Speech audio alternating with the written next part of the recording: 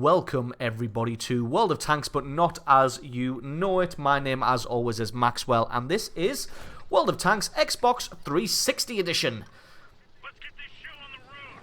So I thought I'd bring you this video just to give you guys who've never played World of Tanks an early look at what World of Tanks on the 360 looks like, what it entails, how it plays, and for you veterans out there who've played it extensively on the PC, just so you can see the differences between the Xbox version and the PC version. So I'm going to take a different commentary style excuse me, with the Xbox videos as I do with the PC videos.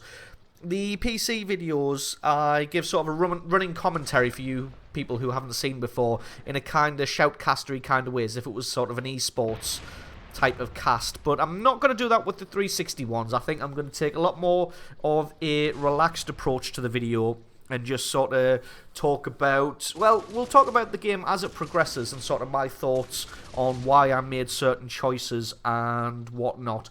But mostly I'm just going to talk about, well, we might just end up talking about random things or talking about the game in general. So this is actually the first ever game that I played on the Xbox version of World of Tanks. I did the tutorial because obviously I had a good study of the garage and all of the knowledge that I've gained of the PC version. I went and recorded the tutorial, and straight after the tutorial I thought, well, let's jump into a battle and see how it actually handles. And this is literally the first battle that I've ever played on the 360 version of World of Tanks. Now, one thing I was worried about is I was wondering if, which I know a lot of you are probably going to wonder, you guys are going to be thinking, have these skills that I've nurtured and garnered in World of Tanks PC version, are they transferable to the Xbox 360 version? Just having a little blind shot at that guy, trying to predict where he was going. Unfortunately, not quite working out there. So yeah, you guys are going to be wondering, are the skills that I've learned playing the PC version, are they going to be transferable to the Xbox version? And, well, really, yes, they are, loosely. Obviously, the mouse and keyboard control totally different to the pad control, to the controller, but the overall awareness and strategy and map knowledge is going to serve you very, very well. So, as you saw, for the first part of that game, I was camping in the spot overlooking our base there because not really knowing what the player base is like, I thought some light tanks may rush early on to our cap and suicide themselves maybe, and I'd be able to pick up some easy damage there. But it looks like that's not the case. It looks like because this is Province, everybody just camping really, really hard there. So I decided to relocate to a more central position. One thing I will say immediately is I'm not a big fan of the mini-map. I wish there was the ability to zoom the mini-map out so that you could see more of it than just that small section there. Unfortunately, it's not to be, and that's what we get, so that's what we got to live with. One thing I will say is the game kind of plays like a different game to World of Tanks. It's a lot more arcadey. As you can see here, I'm actually left all alone now against 5 enemy tanks, and this is where you're going to want to know if your skills are transferable. You saw on the bottom left-hand corner there a little detected symbol. It looks like your tanks automatically get the Sixth Sense skill, and that's probably just a little bit of a help. So as you saw, I'm left all alone against these 5 tanks here, but luckily the skills that I've picked up playing the PC version means that I can get a good spot here, overlooking our cap from a little bit of a safer position. I do take a good few hits from this LOL tractor there, but then the second one comes into base capture as well, and I just get a few hits against him. It looks like he's got the machine gun now, so it's going to be, he's going to have a very, very long reload time, so that's going to give me more than enough time to take him out. I actually get a very lucky ammo rack on that guy, so that's a bit nice. But as you can see, I've taken considerable damage, but I am pretty safe here because I've got this wall to the left which is going to defend me from guys who are camping in their base. Nobody can come up from the front, but this medium 2 can get up from the rear. And again, it's just a case of being patient, really, and just using what you've learned. So there you go. You see, I put a shot straight through the medium 1's turret, take him out, and then that's evened it up pretty nicely now. I've just got 2 enemy tanks against myself. One thing you will notice as well is you just may have noticed in the distance there a tree fall. You're about to see another one fall in a second. So a little bit of advice if you're new to the game is try not to drive over trees, because I've just seen 2 trees fall, so I know exactly where this tank is. Now I get spotted out first, but that doesn't matter because I knew he was coming anyway.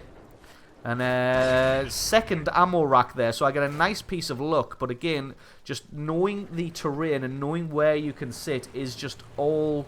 yeah, that's what it's all about. So yes, your skills are definitely transferable, but you will need to get a lot of practice with the pad.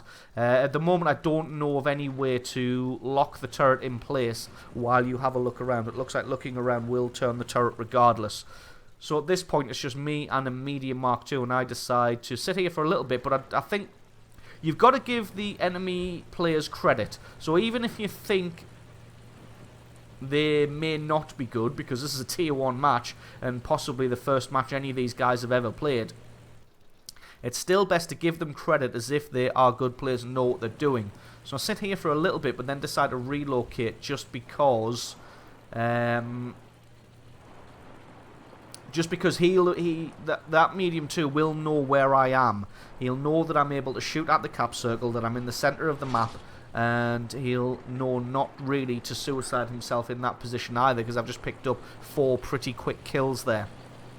Turret is damaged, but this being my first ever game, didn't have the cash to buy a repair kit or anything, so I'm just going to have to deal with that damaged turret and decide to head down the south there. As you can see, the look of the game, it's not too bad. I mean, it does fade the background graphics pretty heavily. And up close, the texture quality nowhere near as good as the PC version, but you know what? It's passable. It's good. It's good considering the Xbox is a pretty old machine now. Like I said, it handles good. You get a decent enough frame rate. So basically, I'm happy with the Xbox version so far. And if you guys enjoy these videos, like what I said in the tutorial is my plan is to move up multiple lines at once and try and get to the E100, which is the tier 10 heavy tank for the Germans. Mouse isn't in the game, or else I probably would have went for that. And as I said in the tutorial, the mouse is probably just not in the game because it's only got very specific weak spots. So aiming with a gamepad at a mouse's weak spot's not going to be the easiest thing in the world, so they're probably just taking that one out for balance. And also, like I was saying, the Russians just not in this game at all. There are no Russian tanks, so that means no KV-1S, no KV-2, no STI, no KV Fortress, which is the KV-4, so a little bit unfortunate there. What I've decided to do here is I don't really want to go hunting for this guy, so I'm just going to start a base capture and make him come to me. I drive around the edge of the base until this point, just in case. I'm giving the enemy as much credit as possible. He could have been looking at his base there, and if I'd driven in from the opposite side and started the base capture immediately, he could have swung his gun round and had a couple of shots at me before I was able to get into cover. So I'll just leave it until I'm able to quickly make my way into cover and then start the base capture. And that'll give him as little time as possible to get a shot on me. As you can see, just using the buildings on the left to shield myself off from that higher ground, and then using the elevated terrain just in front of me to try and defend. As you can see, he's having some blind shots at the cover in the centre, so this probably isn't his first ever game. He's probably played games before where people have taken cover behind those boxes and everything, but that's not where I'm going to be hiding, trust me. So yeah, using this elevated terrain in front of me as cover. But with him having a couple of shots and then stopping, I've guessed that he's probably making his way towards the capture zone. So it might, I think, a couple of seconds' time, I start reversing out of there. The idea behind that is just that light tanks don't lose any camouflage rating whilst they are moving. So I'm pretty safe just to reverse slowly backwards until he turns up. Just having a look, trying to decide which position he fired from. And I decide that he's probably most likely going to come from straight ahead rather than from the left-hand side.